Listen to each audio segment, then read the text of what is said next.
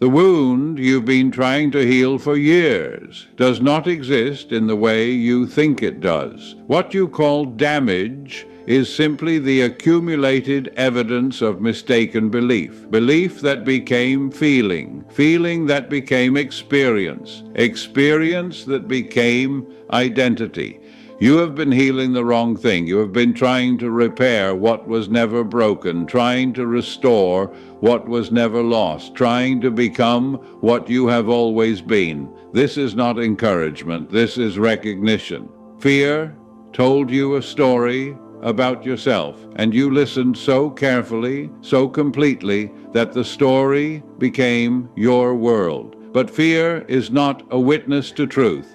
It is a narrator of illusions, and every narrator can be replaced. You came into this conversation carrying something heavy. Perhaps it is the belief that something happened to you that changed you, that made you less than you were, less than you should be. Perhaps you believe that life broke something inside you, and now you must spend your remaining years gluing pieces back together, hoping one day to feel whole again.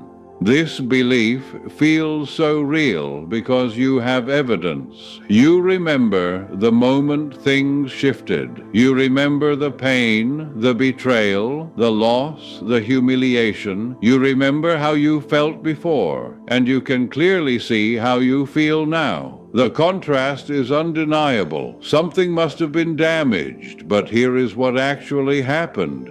You experienced something your consciousness was not yet prepared to understand. In that moment of overwhelm, your subconscious mind, faithful servant that it is, created an interpretation. It said, I am unsafe, or I am unworthy, or I am broken. And because the subconscious cannot argue or analyze, it accepted this interpretation as fact.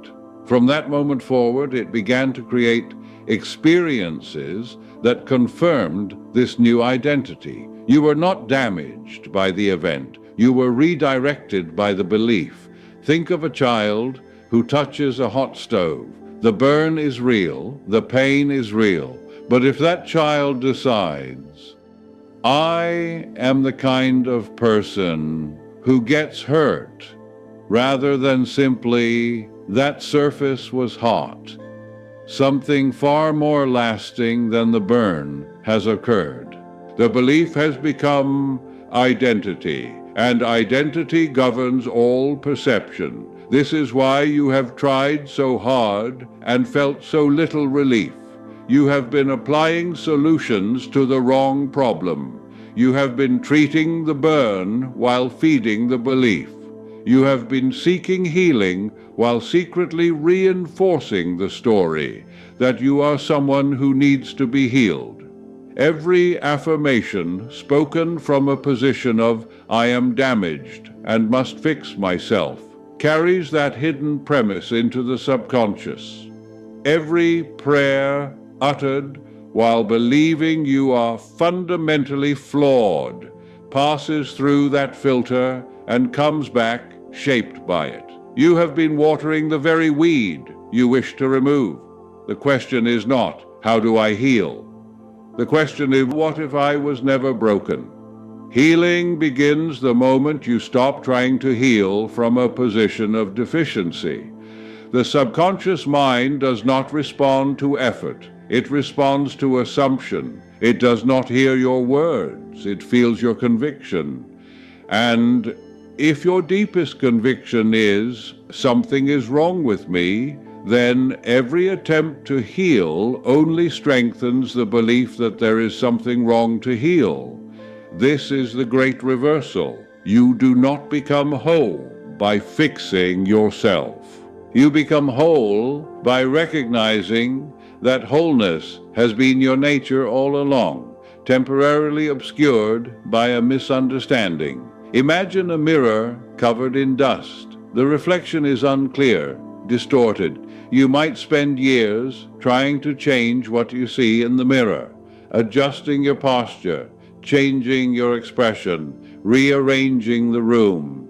But the mirror itself was never broken. It simply needed the dust removed. The moment you wipe it clean, the perfect reflection appears, not because you created it, but because it was always there. You are that mirror. Fear is the dust, and the wiping is not effort, it is recognition. Let me show you how this works in your actual consciousness right now as you listen. There is within you a part that observes. It is aware of thoughts, but is not the thoughts themselves. It is aware of feelings, but is not the feelings themselves. It is aware of the story of damage, but it is not damaged by that story. This observing presence is what you truly are. It has never been touched by anything that happened in time.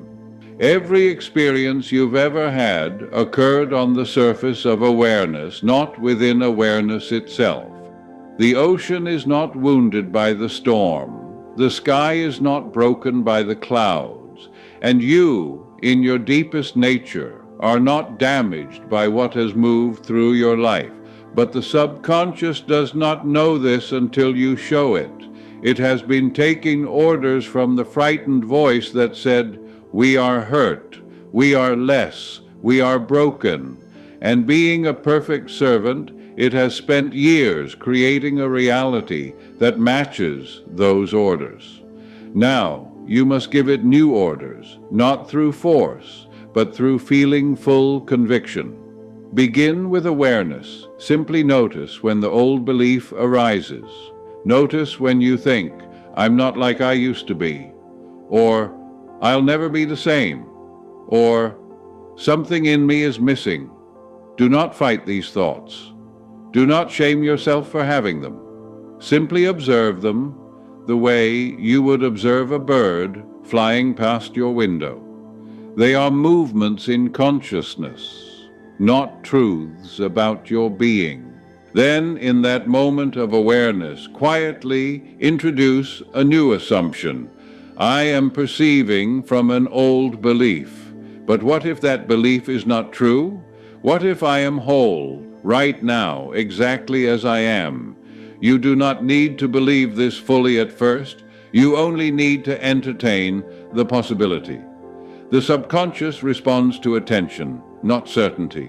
Where you place your gentle, sustained attention, there your experience will follow. Next, practice replacement. When the old story arises, "I am damaged." Do not argue with it. Do not try to prove it wrong. Simply replace it as you would change a channel. Say inwardly with quiet knowing, "That is the voice of fear. But I am listening to truth now. I am whole, unfractured, and complete." Say it without strain. Say it as though you are remembering something you once knew and temporarily forgot. Then bring in imagination, not as fantasy, but as causative power. Close your eyes and feel what it would be like to move through your day as someone who has never been damaged. How would you walk? How would you speak? What would you assume about yourself in moments of challenge? Do not imagine yourself becoming this person. Imagine that you already are this person, and you are simply remembering how to inhabit your own nature. The subconscious does not distinguish between a vividly imagined experience and a real one.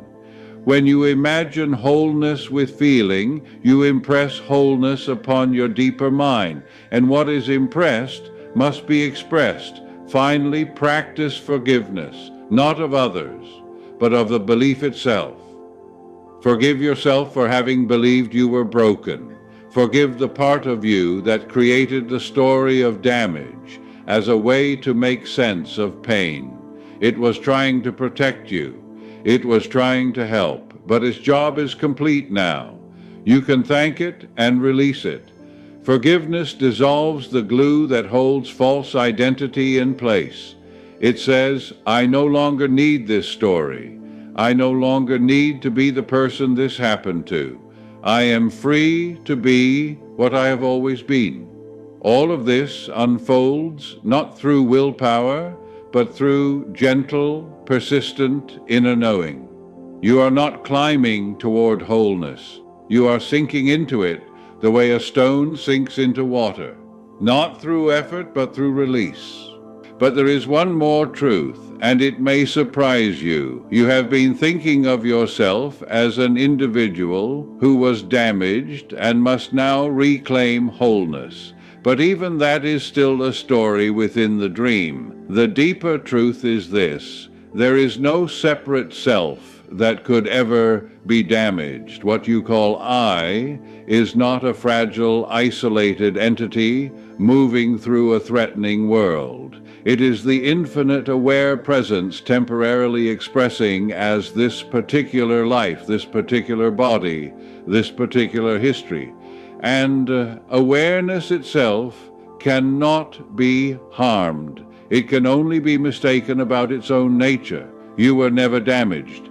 You were only momentarily convinced that you were separate, and separation feels like fragility, like vulnerability, like something that can be lost or broken. But you cannot lose what you are. You can only forget it. Every fear, every wound, every story of inadequacy has been the movement of infinite consciousness exploring what it feels like to believe in limitation. And now the exploration is complete. The awakening is not you becoming whole again. It is life recognizing itself through you, as you. This is why no technique has ever fully worked. You have been trying to heal a person, but the person is the illusion. What you are is the healing itself, the awareness in which all stories of brokenness arise and dissolve. Does this mean your pain was not real? Not necessarily. It means your pain was real, but not ultimate. It was a wave in the ocean, not the ocean itself. And you are the ocean. When you see this, really see it, everything changes. You stop waiting to be healed and recognize that healing is your nature. You stop seeking peace and realize peace is the atmosphere of your being. You stop trying to become whole and rest in the simple, undeniable fact that you have never been otherwise. So what now? What do you do with this recognition? Nothing and everything. You do not need to perform wholeness. You do not need to prove it, announce it, or convince anyone, including yourself, that you have arrived. You simply live from it, quietly, naturally, the way a tree lives from its roots without thinking about them. When the old belief arises, you notice it with compassion and let it pass. When fear whispers its familiar stories, you listen politely and do not argue, but you do not obey.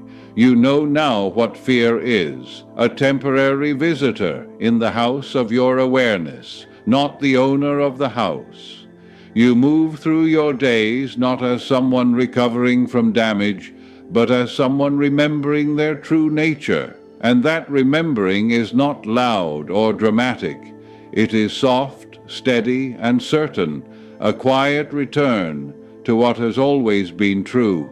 The subconscious will follow your lead. It always has. Where you dwell in belief, it creates in form. And when you dwell in the simple recognition of your own wholeness, your life begins to reflect that wholeness, not because you forced it, but because you allowed it. This is not the end of growth or learning. It is the beginning of true growth, growth that arises not from lack, but from abundance, not from fear, but from love, not from the need to repair yourself, but from the joy of expressing what you are.